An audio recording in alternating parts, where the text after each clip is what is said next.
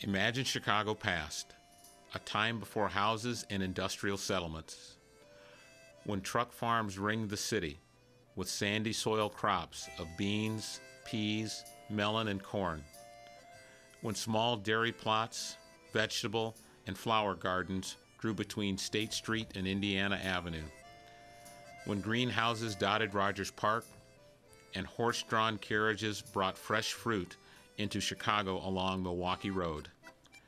Those were the days when Lincoln Square was the nation's celery capital, and Lyman A. Budlong produced his famous pickles in Ravenswood. And now Chicago present, a place of towering skyscrapers and congested streets, where urbanites grow garlic on rooftops and corn under L tracks, where they run farm stands and build hoop houses on abandoned land, empty parking lots, and city college campuses, where they till herb and vegetable plots at schools and plant flowers in neglected spaces between apartment buildings and along railroad embankments.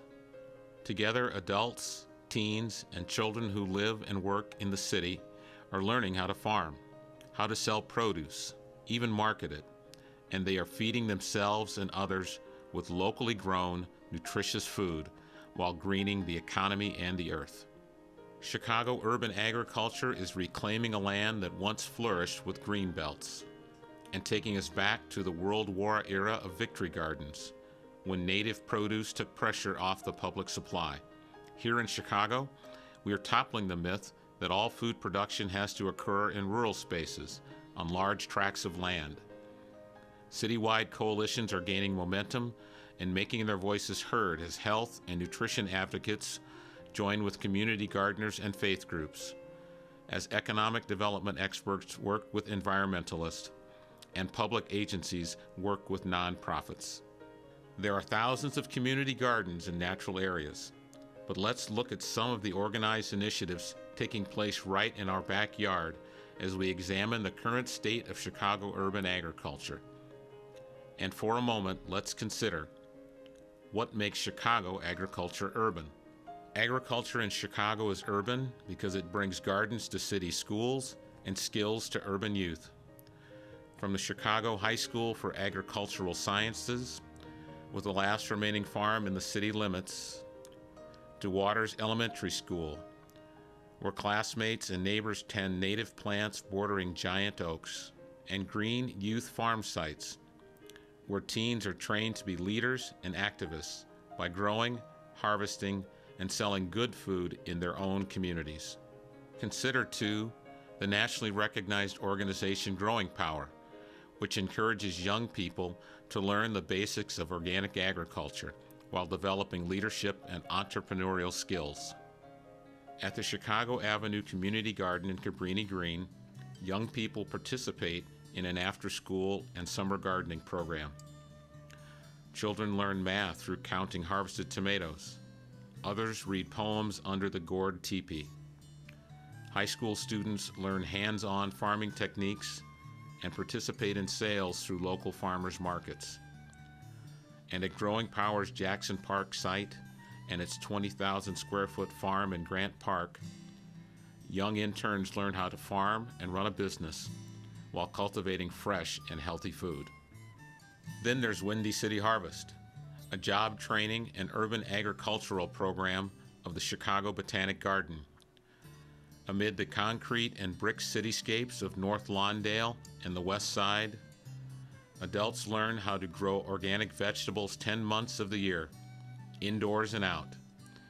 More than that, they are introduced to essential business skills that will carry them far in life. What else makes agriculture in Chicago urban? Agriculture in Chicago is urban because it brings residents of diverse city neighborhoods together and feeds their hungry.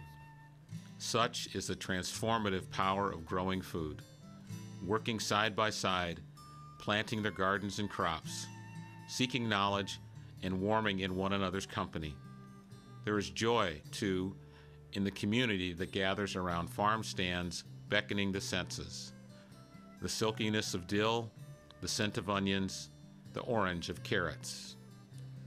Even though the ills of violence and poverty sometimes make it easier to stand apart, Everyone comes together on the land, regardless of age, race, or gender. Consider Ginkgo Organic Garden, founded in 1994 by uptown community gardeners who decided to grow, then donate, organic vegetables, herbs, fruit, and flowers to local nonprofits. And consider the many urban farms and gardens that supply local soup kitchens with their produce, helping to make sure that the city's most vulnerable populations are fed, and fed well. Agriculture in Chicago is urban when it sparks the city's economy and when it puts homegrown harvests on the menu. City Farm in the Cabrini Green neighborhood supports the largest crop of heirloom and hybrid tomatoes in Chicago. It also converts unused property in transition neighborhoods to working land. It provides jobs and learning opportunities while highlighting the value of all communities and their potential for beautification, improved livability, and change. Then there are restaurants like North Pond, Frontera Grill, and Uncommon Ground, where delighted patrons feast on the increasingly affordable and bountiful harvest of locally grown food. From sweet corn and green peas to freshly grown herbs full of flavor and sun. On the menu, salads of organic greens with seasonal farmers market vegetables, granola with local fruit compote, salsa made with ingredients from earth boxes on the rooftop of Frontera Grill, and peppers, radishes, eggplant, squash, and carrots with a dazzling array of colors and smells from Uncommon Ground's certified organic rooftop farm on Devon Avenue, the first in the nation.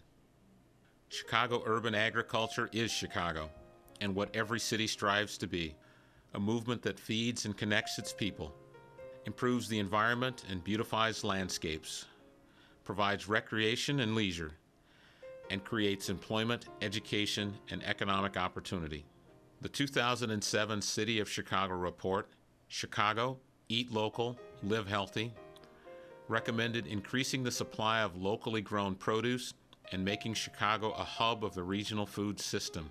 It's time to recognize the best practices in the country and put them into practice here, to build on private-public partnerships, and to reclaim land as agricultural districts and ease restrictions on tenure, and to maximize the use of this city's fallow ground, of sites between demolition and construction for food production.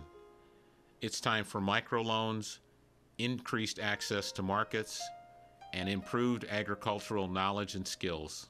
It's time to face the challenges: our climate, startup costs, vandalism, crime, and mistrust. That's the reality of trying to do this in a city.